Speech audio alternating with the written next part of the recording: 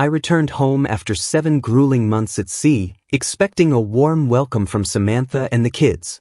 Instead, I was met with something else entirely, a story I couldn't have prepared for, even in my most nightmarish thoughts. As I parked the car in the driveway, our neighbor Ethan waved at me. He had always been friendly, but today his face wore an odd expression, something between pity and discomfort. As soon as I stepped out, he approached me, his voice low. "Hey, Liam," he started hesitantly. "Welcome back. We need to talk." It was a strange greeting, but I nodded and gestured for him to continue. Ethan rubbed the back of his neck, glancing toward my house. "I've been meaning to tell you. It's about Samantha." I felt a knot tightening in my stomach as he explained. Samantha had been hosting parties almost every weekend since I left, loud gatherings that often ran late into the night. There were men I didn't know coming and going at all hours, drinking, laughing, even stumbling out in the early mornings. Worse, he mentioned how he'd noticed the kids often playing in the yard unattended during these gatherings, or worse, locked up inside while chaos unfolded outside. Ethan's eyes reflected genuine concern. "Look, I wasn't sure how to bring this up, but someone had to. You deserve to know." His words echoed in my head as I walked into my house, heart pounding. The living room, once my haven, was a mess. Beer cans were stuffed into garbage bags that hadn't been taken out. The furniture bore stains I couldn't identify, and there was a faint sour odor in the air, like a combination of sweat and spilled alcohol. The kids weren't even home. "Samantha?" I called out. No answer. I wandered through the house in a daze, piecing together Ethan's words with the state of my home. In our bedroom, the realization hit me harder. Samantha had rearranged everything. My belongings were shoved into the corner, nearly forgotten. Instead, there were traces of unfamiliar colognes and clothing items I couldn't account for, a leather jacket tossed over a chair, a pair of sunglasses on the nightstand. My stomach churned. Hours later, Samantha came home, a bag of groceries in one hand and her phone in the other, laughing at a text. She froze when she saw me. "Liam, you're early," she stammered. I didn't respond at first, just stared at her, searching for the person I thought I knew. "Where are the kids?" I finally managed. She faltered. "Oh, they're at Mom's." Ethan told me. I interrupted. Her expression darkened instantly. "What's Ethan been saying?" "That nosy bastard has nothing better to do than spy on me." She dropped the groceries, and the defensive edge in her tone set my blood boiling. "Don't deflect," I snapped. "He's worried about the kids, our kids. He says you've been neglecting them. And these parties, who are these men, Samantha?" Her lips pressed into a thin line, and she crossed her arms. "They're just friends," she said flatly. "I needed some company, Liam. Do you know how hard it is, being here alone with 2 kids while you're off playing sailor?" The word stung. "Playing sailor?" I echoed, incredulous. I was working to provide for this family, Samantha. And this is what I come back to? She shrugged, her indifference like a slap in the face. "You're overreacting. The kids are fine. I had a few parties." "So what?" "So what?" I gestured wildly at the room. "The house is a wreck. Ethan says the kids were locked up while you entertained strange men in our home. Do you have any idea what that looks like?" Her face twisted with anger. "Ethan should mind his own damn business. He's always been jealous of you." The conversation spiraled from there, her denial against my mounting fury. She dismissed every accusation, spinning her actions as harmless, even justified. But the evidence was everywhere.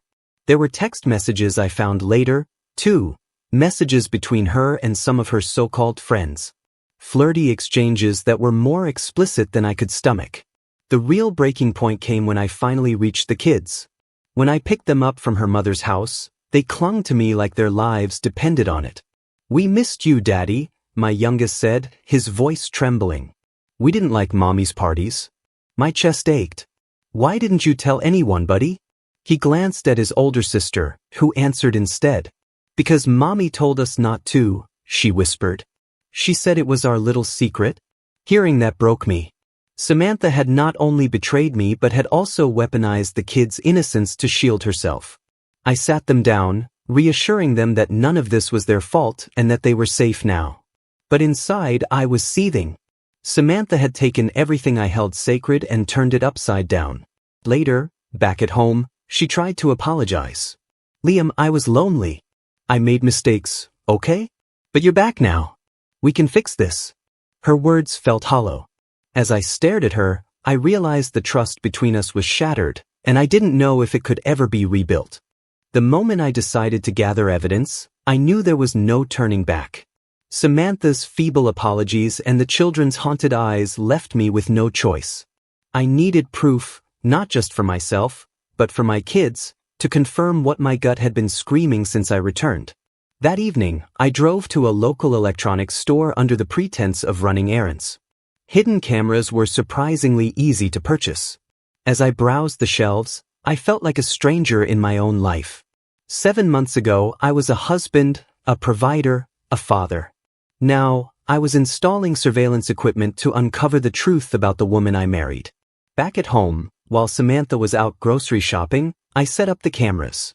There was one in the living room, another in the kitchen, and one in the hallway leading to the bedrooms. I avoided placing any in the children's rooms. There were lines I refused to cross, even now. Each device was discreet, hidden among decorations or high up where she wouldn't notice.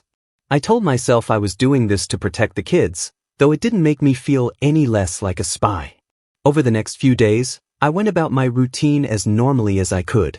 Samantha, oblivious to my plans, carried on with her life, though I noticed subtle changes. She was more careful with her phone, and she avoided leaving it unattended. She would step outside for certain calls, her voice hushed but her gestures animated. The kids, too, seemed to shrink into themselves whenever she was around, their chatter stifled and guarded. It made my blood boil. Finally, on the 3rd day, I retrieved the recordings. Watching them was like peeling back a scab. It was painful, but I couldn't look away. The first 2 nights were uneventful, mostly footage of her watching TV or scrolling through her phone. But on the 3rd evening, as I watched the living room feed, I saw him. Derek.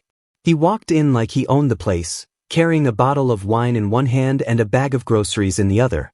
Samantha greeted him at the door, her face lighting up in a way I hadn't seen in years. They hugged, her hands lingering on his shoulders, and then they kissed. A kiss so casual and familiar that it made my stomach churn. They spent the evening on the couch, sipping wine and laughing. At one point, she leaned into him, her head resting on his chest while he stroked her hair. It was sickening. They looked like a happy couple in the home I worked so hard to provide. But the worst part? The kids. When the children came home from school, Derek greeted them with open arms. My youngest ran to him, shouting, "Dad?" The word hit me like a freight train. Samantha didn't correct them. She just smiled and exchanged a knowing glance with him. He ruffled their hair, asked about their day, and promised to take them to the park the next weekend.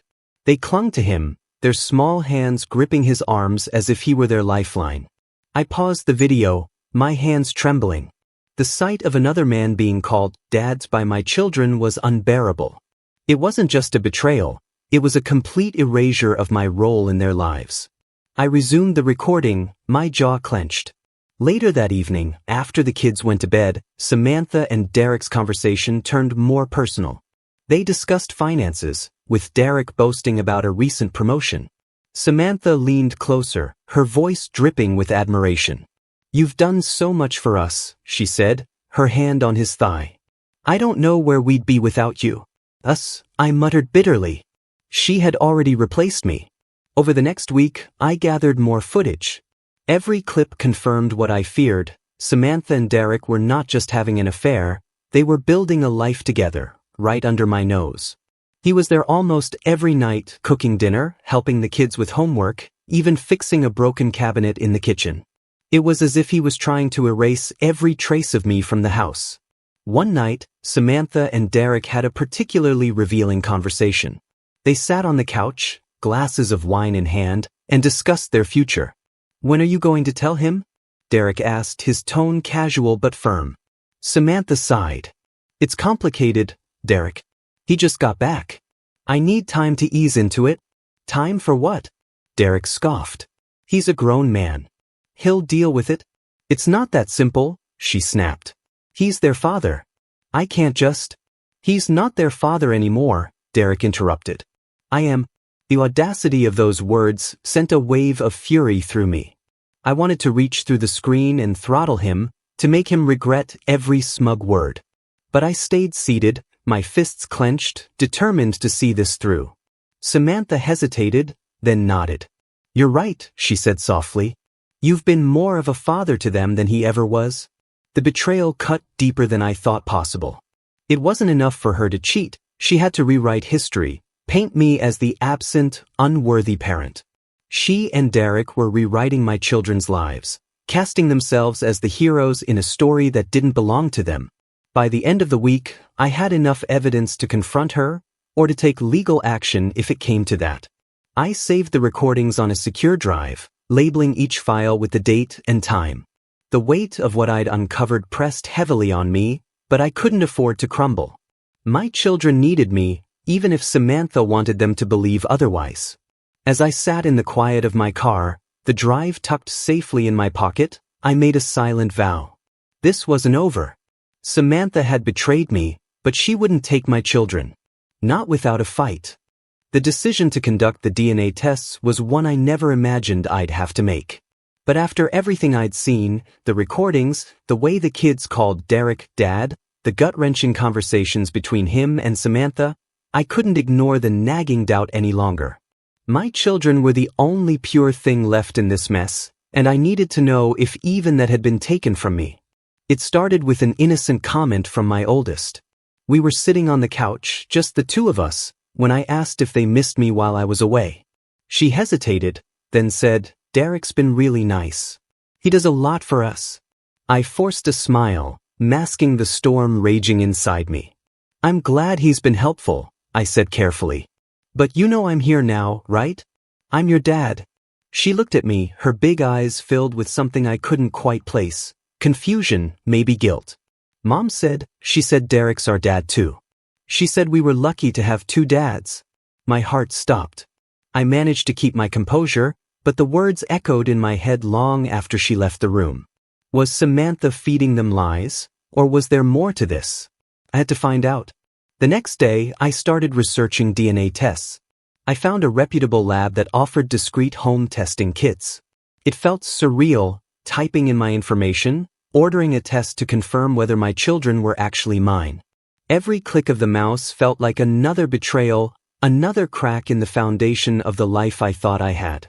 When the kits arrived, I waited for the right moment. Samantha was out again, likely with Derek, and the kids were playing in the backyard. I approached them casually, carrying the kits like they were a fun game.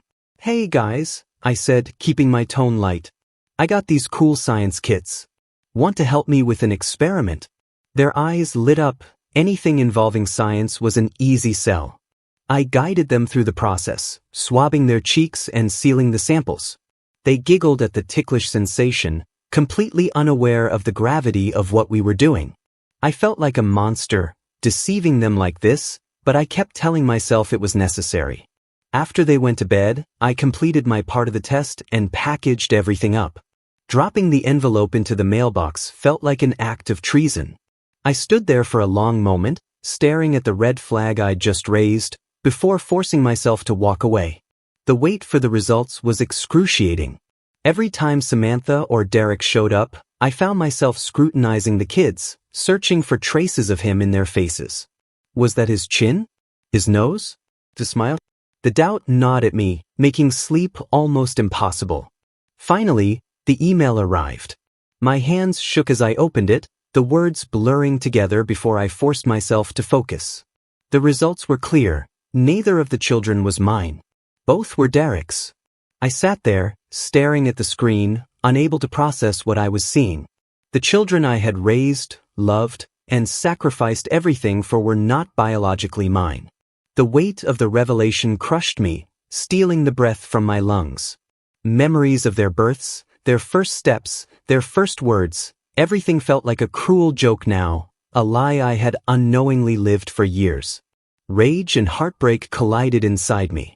Samantha had betrayed me in ways I couldn't have fathomed. She hadn't just cheated on me, She had built an entire life with another man, using me as a placeholder. She had let me believe these children were mine, had let me pour my love and energy into them, knowing all along that they weren't. But then I thought of the kids. They didn't know. They didn't ask for this. They were innocent in all of it, caught in a web of lies they didn't spin. My love for them hadn't been a lie, even if everything else was. That thought brought a small, bitter comfort. I confronted Samantha that same evening. She was sitting on the couch, scrolling through her phone, when I walked in. I didn't bother easing into it. "I know," I said, my voice low but firm. She looked up, startled. "Know what?" "The kids," I said, holding up my phone with the email. "They're not mine." Her face paled. For a moment, she looked like she might deny it, but then her shoulders slumped. "Liam, don't," I snapped, cutting her off. "Don't you dare try to explain this away. How long, Samantha? How long have you been lying to me?" She buried her face in her hands, her voice muffled as she spoke. "I didn't know at first," she said. "I swear, Liam. I didn't know. But when Derek and I reconnected?" "Reconnected?" I spat. "You mean when you started sleeping with him behind my back?" She flinched but didn't argue. "When I realized the truth, I didn't know how to tell you. You were such a good father to them. I thought." "You thought what?"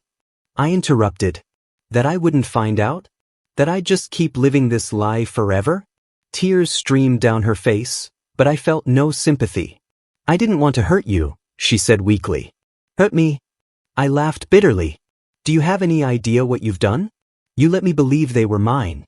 You let me love them, raise them, while Derek sat back and played hero." She tried to reach for me, but I stepped back. "Liam, please. You're still their dad. Biology doesn't change that." Her words rang hollow. I wanted to scream at her, to make her feel even a fraction of the pain she had caused, but I held back. The kids were upstairs, and they didn't deserve to see this. Instead, I walked out. I needed air, space, anything to clear my head. I drove aimlessly, the weight of the truth pressing down on me. My entire world had been built on lies, and now it was crumbling around me. But as much as I wanted to walk away, I couldn't abandon the kids. They weren't to blame for this. No matter what the DNA said, they were still mine in every way that mattered. Samantha and Derek could try to rewrite the narrative, but they couldn't erase the years I had spent loving and raising those children. When I returned home, the house was silent. Samantha was still on the couch, her face streaked with tears. I didn't speak to her. Instead, I went upstairs and peeked into the kids' rooms. They were sound asleep, their faces peaceful and unaware of the storm brewing around them. I stood there for a long time, watching them. No matter what happened next, I knew one thing for certain: I would fight for them. Samantha and Derek might have taken everything else from me, but they wouldn't take my kids. Not without a fight. I had spent hours rehearsing how I'd confront her. Every word, every angle, every emotion. I thought I had prepared myself for it all.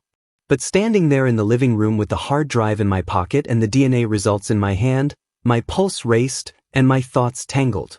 No amount of preparation could have readied me for what was about to unfold. Samantha was in the kitchen, leaning against the counter with her phone in one hand and a glass of wine in the other. She looked up as I walked in, her expression wary. She must have sensed something was off. Maybe it was the stiffness in my walk or the cold determination in my eyes. "We need to talk," I said, my voice low and steady. She set her glass down, the faint clink of glass on granite reverberating through the quiet house. "What is it now?" she asked, feigning exasperation. I pulled the DNA results from my pocket and tossed them onto the counter in front of her. "Start with this," I said. Her eyes flicked to the papers, and her face blanched as she read the words. "Liam," she began, her voice shaking, "I can explain." I cut her off. "No, you don't get to explain." "Not yet." I pulled out my phone and tapped the screen, pulling up the footage I had collected over the past weeks.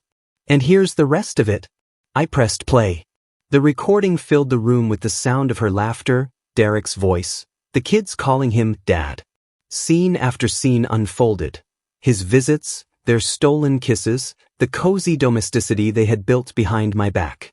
Samantha watched in silence, her face a mask of horror and shame. When the final clip ended, I turned the phone off and slid it back into my pocket. How long? I demanded, my voice breaking. How long have you been lying to me, Samantha? Her lips trembled, and for a moment, I thought she might deny it.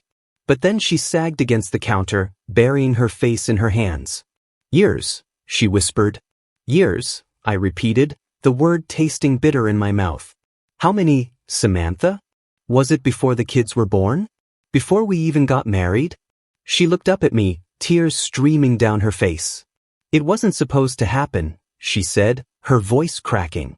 Derek and we were together before I met you. It was over, or at least I thought it was. But then you were gone so much, and I was alone. Don't you dare blame me for this, I snapped. I was working, providing for this family. I was out there sacrificing everything for you and the kids, and this is how you repay me. You were never here, Liam, she shot back, her voice rising. You think providing means money and a roof? What about being present? Being a husband, a father? Do you know how many nights I spent alone, wondering if you even cared about us anymore? Care? I said, my voice shaking with rage. I broke my back to make sure you and the kids had everything you needed. I trusted you, Samantha. I trusted you to take care of them while I was gone. Instead, you brought him into my home. You let my kids call him Dad? They're his kids, she blurted out, then immediately clapped a hand over her mouth, as if she hadn't meant to say it. The silence that followed was deafening.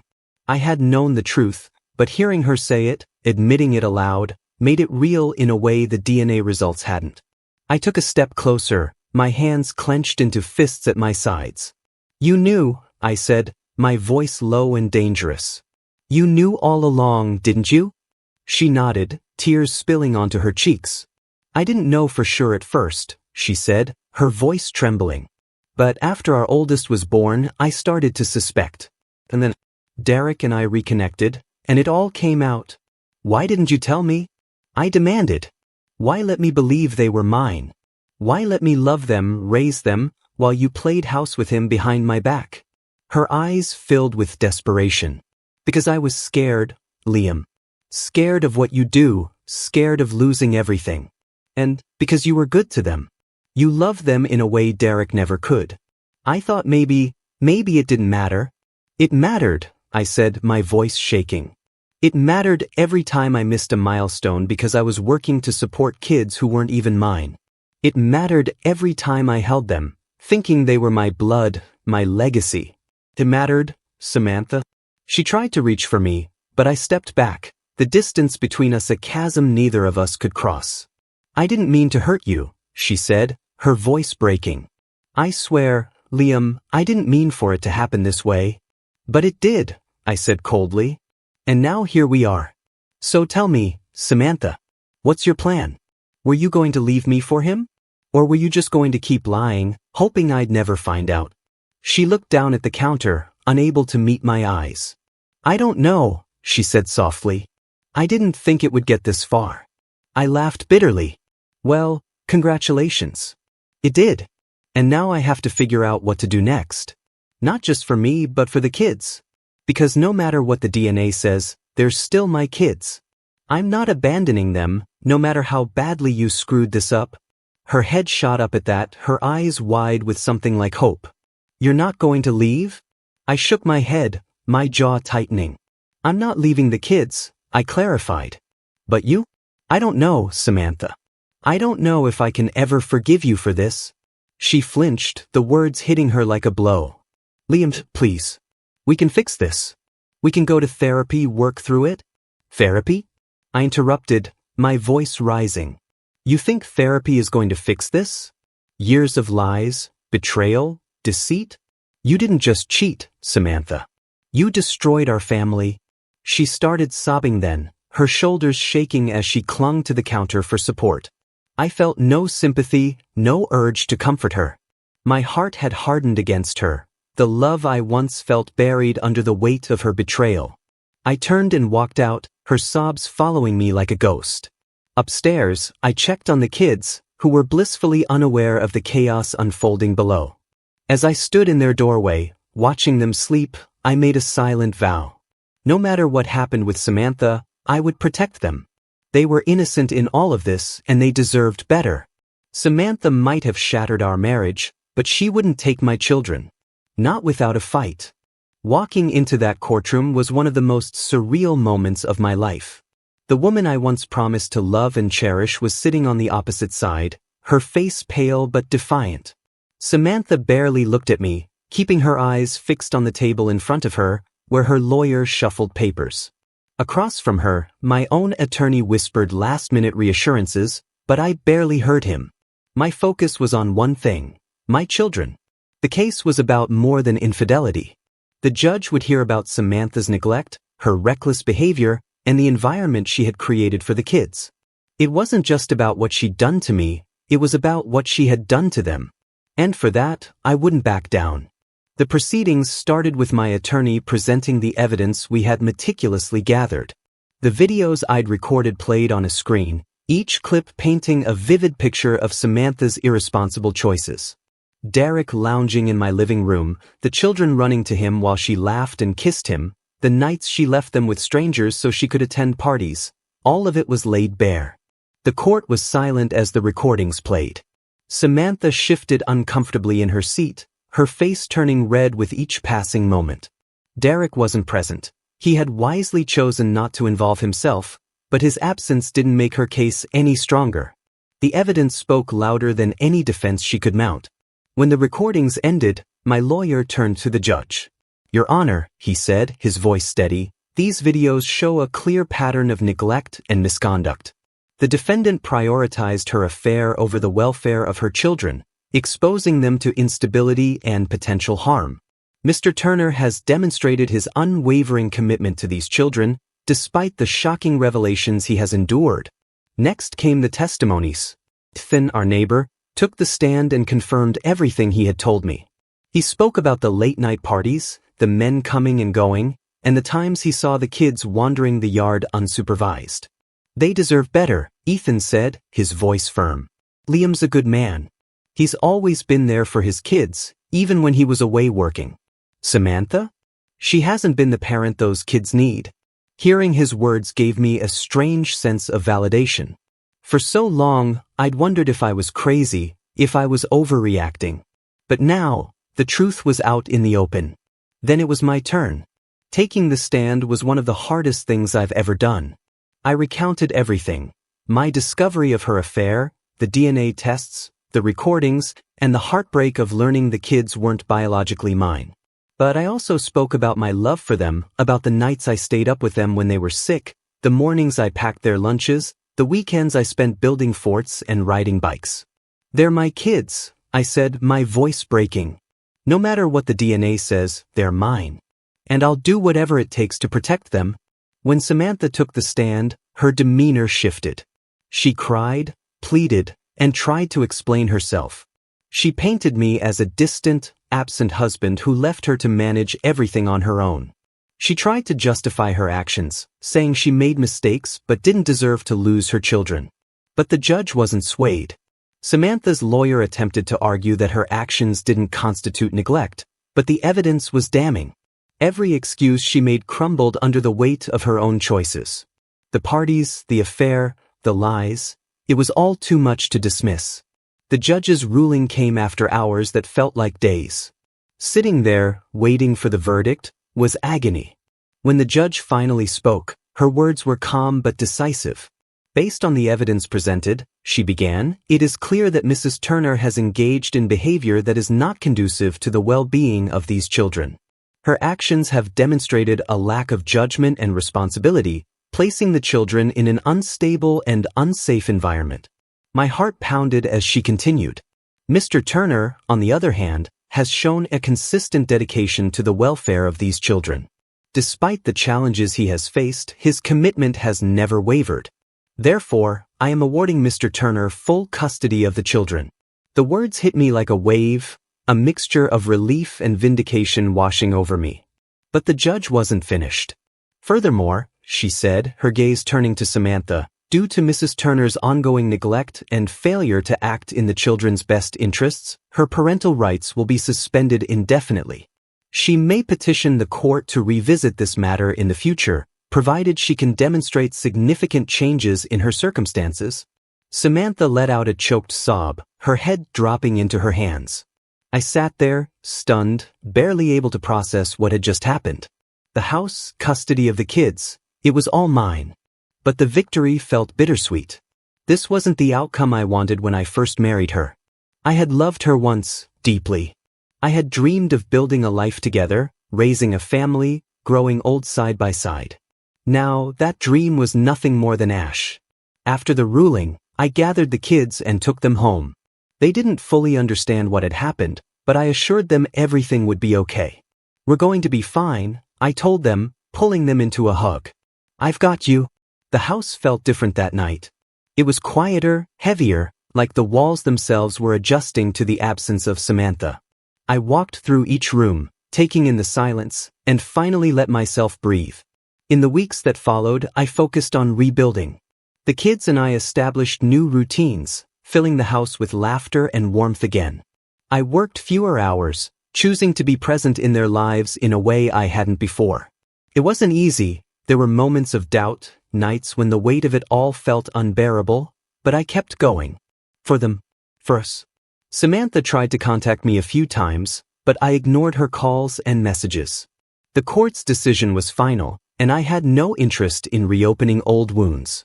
Derek never showed his face again, disappearing from our lives as quickly as he had entered them. It was just me and the kids now, and that was enough. As I sat on the porch one evening, watching the sunset while the kids played in the yard, I felt something I hadn't felt in a long time: peace. The road ahead would be challenging, but for the first time in months, I knew we would be okay. We had each other, and that was all that mattered.